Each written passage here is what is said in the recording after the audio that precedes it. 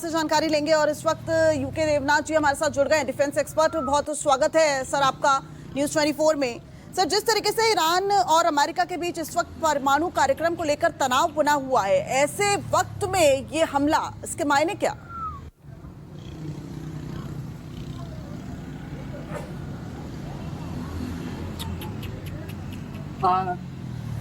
ये सवाल मेरे से है? जी जी। जी हाँ, इसमें कोई शक नहीं है कि इस हमले के बारे में दुनिया भर के मिलिट्री स्ट्रेटेजिस्ट काफी समय से कयास लगा रहे थे। जिस तरह से जेनेवा में थर्ड राउंड ऑफ टॉक्स हुए थे, उसमें अमेरिका बहुत ज्यादा संतुष्ट नहीं नजर आ रहा था। ऐसा लग रहा था अमेरिका को किसी भी तरीके से अपना जो न्यूक्लियर प्रोग्राम है उसके ऊपर कोई कंप्रोमाइज करने के लिए तैयार नहीं है। तो अब सबसे ज्यादा खतरा लग रहा है इजराइल को। इजराइल को लग रहा है कि अगर ईरान अपने न्यूक्लियर प्रोग्राम को कंट्रोल में नहीं लाएगा तो हो सकता है बहुत जल्दी ही वो यूरेनियम 235 का जो प्यूरिफिकेशन लेवल है वो 60% से बढ़ाकर 90% कर देगा। और इजराइल को लगता है कि अगर कभी भी निकट भविष्य में ईरान के पास न्यूक्लियर हथियार आ जाते हैं तो वो शायद उनका इस्तेमाल इजराइल के खिलाफ कर सकता है।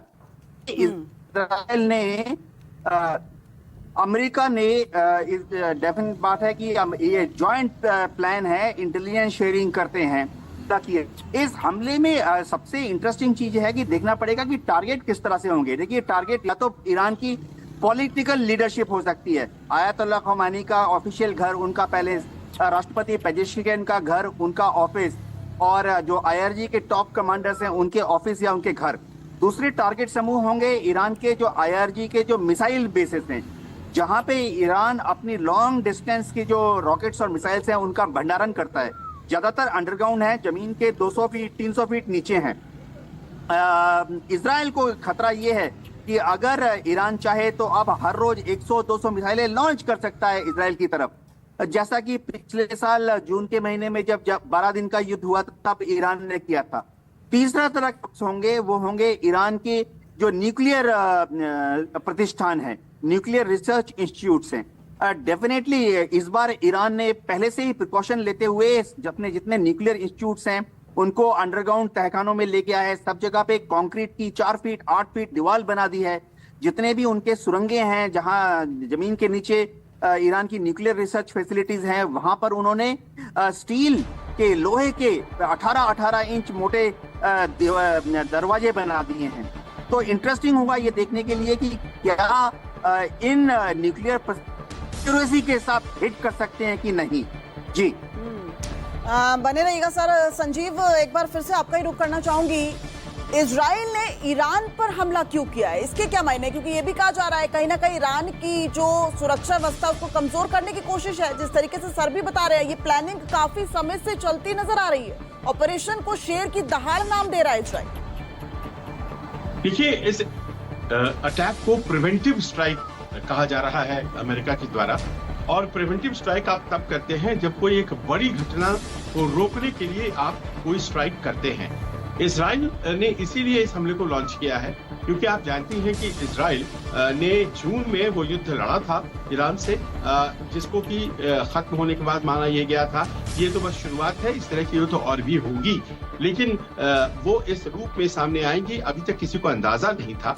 आज के हमलों में ऐसा लग रहा है, हालांकि इस तरह की खबरों को अभी साबित होना बाकी है, कि कोई न कोई बड़ा व्यक्ति ईरान की पॉलिटिकल लीडरशिप का वो निशाने पर था और इसी कारण से वो सटीक जगहों पर मिसाइल्स दागी गई हैं, जिसमें कि संभव है कि वो खामेनेई का अपना बंकर हो सकता है, सुरक्षित बंकर, हालांकि उन तक पहुंचना बहुत मुश्किल है।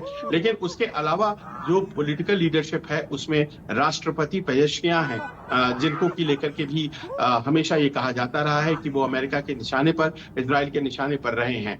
और इस तरह की रिपोर्ट्स आई हैं कि उनको निशाना बना करके आज का हमला किया गया है। इसके अलावा जो पॉलिटिकल मिलिट्री लीडरशिप है, आईआरजीसी की लीडरशिप है, उनको भी हमेशा निशाना बनाया गया है। देखिए, आज जब अमेरिका हमला करता है तो हमें ये समझना होगा कि उसकी कोशिश क्या होती है। वो देश पर कब्जा नहीं करना चाहता है, उसने रणनीति बदली है।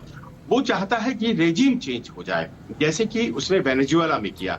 उसे वेनेजुएला को जीतना नहीं है, बल्कि वो रेजिम जो वहां चल रही है वो हट जाए और उसके मुताबिक जो रेजिम चलती है, उसके मुताबिक जो सत्ता चलती है अमेरिका के मुताबिक, वैसी सत्ता स्थापित हो जाए। यहाँ भी ईरान में उसकी वही कोशिश है। ईरान को वो फिजिकली कंट्रोल नहीं करना चाहते हैं, बल्कि वहां जो शासक वर्ग है उसको वो कंट्रोल करना चाहते हैं। और अमेरिका में बैठे शाह पहलवी हैं, वो किसी भी दिन ईरान जाने के लिए तैयार बैठे हैं।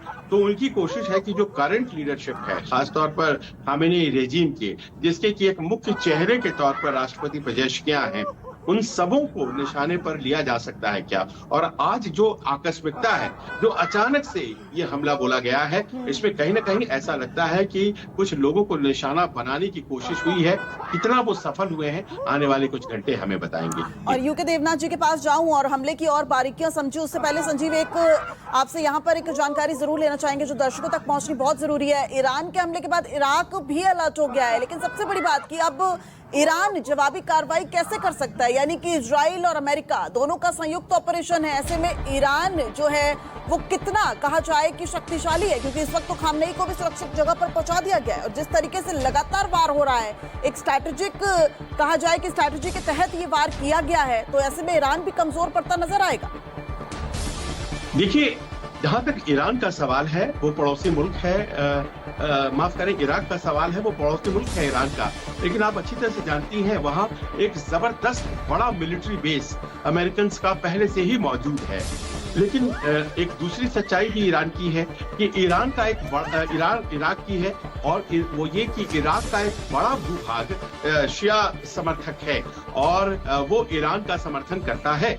आप भली भांति जानती हैं, नजफ और करबला जो शिया समुदाय के सबसे बड़े धार्मिक स्थल है, वो इराक में ही है। तो ऐसे में इराक में उनका समर्थन तो है, लेकिन इराक में अमेरिकन बेस भी है, और इसीलिए वहां से कुछ ऐसी घटना हो जो कि अमेरिकन को नुकसान पहुंचा दे, इस बात की संभावना जरा कम है। हाँ, ये जरूर है कि ईरान अगर प्रत्युत्तर देता है तो उसने ये कह रखा है कि वो तमाम इलाके में जो अमेरिकन बेसेस हैं उनको निशाने पर लेगा।